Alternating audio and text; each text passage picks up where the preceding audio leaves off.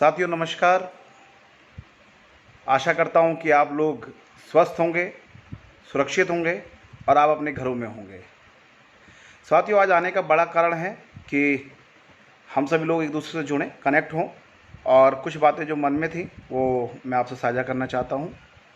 मेरा मन था कि मैं आप लोगों से साझा करूं कि सारा खेल जो है वो एक सोच का है। जितने भी विकार, जितनी भी अच्छाई, जितनी भी बातें हमारे मन में आती हैं वो सब हमारी सोच उत्पन्न करती है और हमारे मन में वही चीज़ एक नया रूप ले लेती है। तो आज एक सोच के ऊपर मेरे मन में एक नई बात थी जो मैं आपसे साझा कर रहा हूँ। दोस्तों कि हर व्यक्ति के अंदर दो इंसान होते हैं, एक पॉजिटिव होता है, एक नेगेटिव होता है। और एक बात हम लोग भली भांति जानते हैं कि सकारात्मक सोच व्यक्ति को नया जीवन देती है और नेगेटिव सोच उसके उलट पल पल हम लोगों को मारती है। तो मेरा आपसे कहना यह है कि हर व्यक्ति के अंदर दो इंसान छुपे होते हैं, एक नेगेटिव एक पॉजिटिव। तो आपके लिए मैं एक सवाल करता हूँ और सवाल का जवाब भी मैं ही दूंगा। आप अपने मन में उस सवाल का जवाब जानते भी होंगे कि यदि किसी से ये कहा जाए कि आपको एक कमरे में आग लगी हुई है और उस रूम के अंदर जाना है और बहुत भयंकर आग लगी है, उम्मीद कम है बचने की और उस आग के कमरे में घुसना है,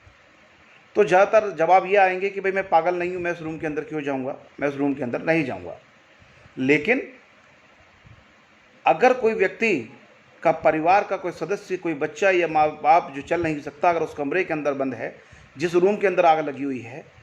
तो हम देखते हैं कि भागकर हमारे अंदर का एक इंसान बिना कुछ सोचे समझे अंदर जाकर उस परिवार के बच्चे को, उस परिवार के बड़े बुजुर्ग को जो चल नहीं सकता, उसको बाहर निकाल कर ले आता है। आखिर पहले मना करने वाला व्यक्ति भी आप ही थे और दूसरे इस कार्य को करने वाले व्यक्ति भी हम ही थे। दूसरा उदाहरण, अगर किसी से कोई व्यक्ति कहे कि साथियों कार को उठाना है या कोई ऐसे वाहन को उठाना है जो बहुत भारी है, तो ये हास्यास्पद स्थिति लगेगी कि यार हम गाड़ी क्यों उठाएंगे,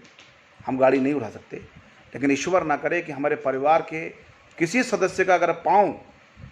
उस गाड़ी के नीचे दब जाए तो क्या हम उस गाड़ी को उठाते हैं या नहीं उठाते हैं। उस कार को उठाने की क्षमता हमारे अंदर कहाँ से आ जाती है। हम कोई भी काम जो पहले मना करते हैं वो पहले बाद में हम लोग कहाँ से कर बैठते हैं। यानी कि एक बात तो तय है कि ईश्वर ने हमारे और आपके अंदर ऐसी ताकत दी है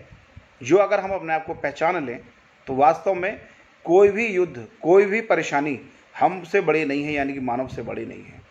तो ईश्वर ने सारा खेल सोच का बनाया हुआ है। दूसरा विषय जो मेरा कहने का है वो ये है कि ये जो चाइना का माल होता है, जैसे कि हम लोग जानते हैं, ये बहुत ज़्यादा लंबे समय तक चलने वाला नहीं होता। और कोरोना जो है, ये कोरोना का रोना जो उसको हम लोग जान रहे हैं, इसका सिर्फ एक ही वैक्सीन बना है साथियों, और वो वैक्सीन है सोशल डिस्टेंसिंग। एक दूसरे से दूरी बनाना ही इसकी दवाई है, इलाज है। और मुझे आपको बताते हुए अच्छा लग रहा है कि विश्व भर के अंदर जिस प्रकार से आंकड़े आ रहे हैं उसमें एक आंकड़ा हमारे भारत का, जिसमें हमें तारीफ़ करनी चाहिए अपने समस्त प्रशासन की, मीडिया के बहादुर साथियों की, अपने पुलिस वाले बहादुर सिपाहियों की, हमारे परिवार की, डॉक्टर्स की, हमारे सफाई कर्मचारी बंधुओं की, एवं देश सेवा में लगे सभी एनजीओ, सभी वो लोग जो सामाजिक रूप से इस देश को बनाने में योगदान दे रहे हैं। तो मेरा कहना था कि ये कोरोना जो है, इससे घबराने वाली कोई बात नहीं है। कोरोना का रोना बहुत जल्दी बंद हो जाएगा क्योंकि इसकी वैक्सीन जो है वो सोशल डिस्टेंसिंग है। और उत्तराखंड की आज की वर्तमान की जो 2 दिन की रिपोर्ट आई है वो हमको ये बता रही है कि 2 दिन से ईश्वर की परम कृपा से इस देवभूमि उत्तराखंड के अंदर कोई भी पॉजिटिव नहीं पाया गया है। और 35 लोग अभी उत्तराखंड में जो लोग आए हैं दुर्भाग्य से, उसमें से 33 नैनीताल, उधम सिंह नगर और आपके हरिद्वार और देहरादून में पाए हैं।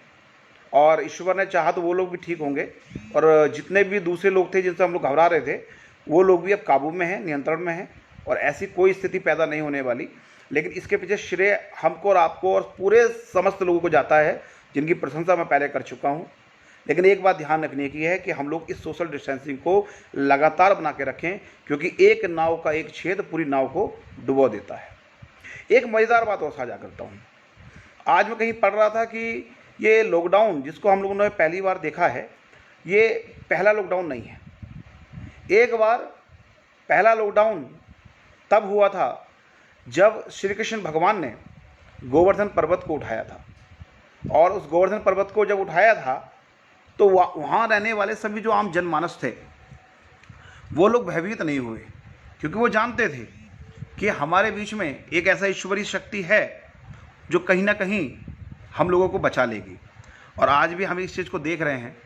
कि हमारे पास भी एक ऐसा ईश्वरीय स्वरूप कह सकते हैं, एक ऐसा अभिभावक कह सकते हैं, ऐसा एक प्रजापालक कह सकते हैं, देश के यशस्वी प्रधानमंत्री हैं, जिन्होंने इस पूरे देश को अपने परिवार के जैसे इनकी चिंता कर रहे हैं, और उनके द्वारा इतनी अच्छी रूपरेखा इस प्रशासन के साथ, शासन के साथ, सबके साथ मिलकर बनाई जा रही है कि मैं आज आप किसी बड़े मीडिया के जो हमारे एंकर भाई हैं उनको मैं ट्वीट पे पढ़ रहा था। उन्होंने एक ट्वीट किया और उसमें बड़ी अच्छी बात उन्होंने साझा की है कि अमेरिका के एक बहुत बड़ी संख्या जो कि इस भारत देश के अंदर रह गई थी, जिसको अमेरिका बुलाना चाहता है, लेकिन उन्होंने ये जवाब दिया है अमेरिका को कि हम लोग अमेरिका नहीं आना चाहते, अभी हम लोग यहाँ भारत में सेफ हैं। यानी कि हमारा जो अभिभावक हैं, हमारे देश के यशस्वी प्रधानमंत्री हैं, और हमारा शासन प्रशासन, जितने भी हमारे मीडिया बंधु हैं जो जागरूक कर रहे हैं देश के अंदर, सब लोगों को, हमारे सफाई कर्मचारी बंधु, हमारे डॉक्टर्स, इनको सल्यूट हम लोगों को करना चाहिए। और हमें जो हम लोग परिवार के अंदर एक दूसरे को बाहर जाने से रोक रहे हैं, इन लोगों को भी सल्यूट करना चाहिए, जिसके वजह से ये परिणाम सिद्ध हो रहे हैं। दूसरा चीज़ मैं कहना चाहूँगा कि मैं कल चीन पे हर बार बोलता हूँ, और मुझे आज जापान के जो एक अखबार है उसकी में एक बड़ी अच्छी बात पढ़ने को मिली कि वहाँ WHO के मौजूदा अध्यक्ष टेड्रोस अधनोम को इस पद से इस्तीफा दे देना चाहिए, ये कहना है जापान का, क्योंकि ये कटु सत्य है और ये सबको जग जाहिर है, सबको मालूम है कि चीन की ये नापाक साजिश जो कहीं ना कहीं इस पूरे विश्व को ख़त्म करने की थी, उसका कहीं ना कहीं हर्जाना सबको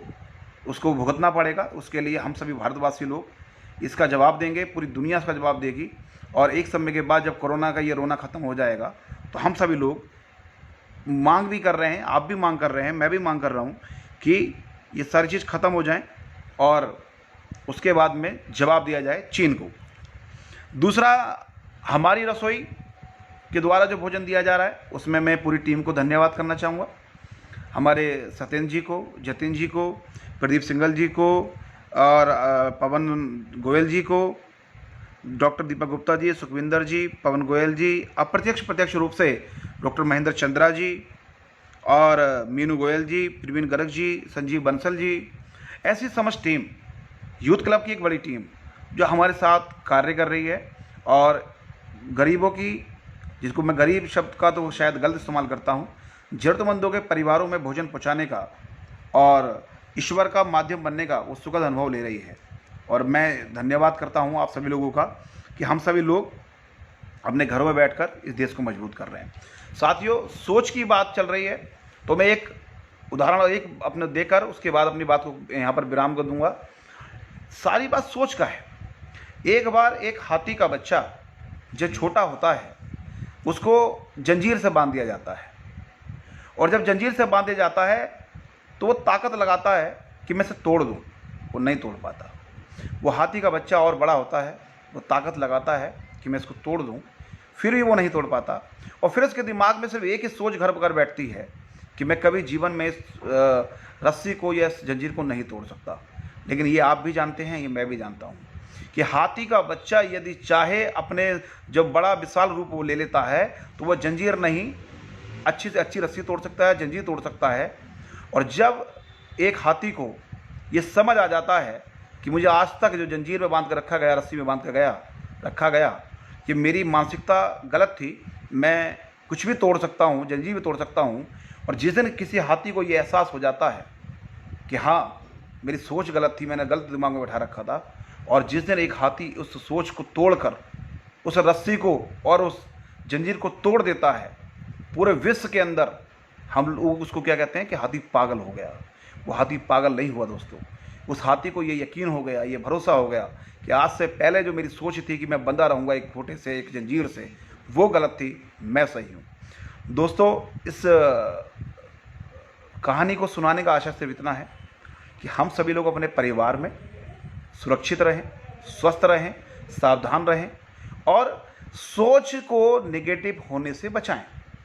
हम लोग कहीं ना कहीं ऐसी स्थिति अपने मन में पैदा ना होने दें कि हम लोग कहीं घिरे हुए हैं, हम कैद हैं और हमें कोई परेशानी होने वाली है। हम लोग स्वस्थ रहेंगे, हम लोग जीतेंगे। मैंने कल भी कहा था और कल आप लोगों की अगर जिन आप लोगों ने कहा था कि आप लाइव आइए, अगर कल आप लोग आदेश करेंगे तो मैं लाइव आऊँगा और ऐसी कुछ बातों आपसे साझा करूँगा। फ़िलहाल मैं आज ही अपनी बात को यहीं विराम दे रहा हूँ और आप लोगों को अगर मेरी बात से कोई कष्ट हुआ हो तो क्षमा चाहता हूँ, अच्छी लगी हो तो प्लीज़ मनोबल बढ़ाने के लिए आप मुझे कोई सांकेतिक मैसेज कर सकते हैं। जय हिंद, जय भारत, धन्यवाद।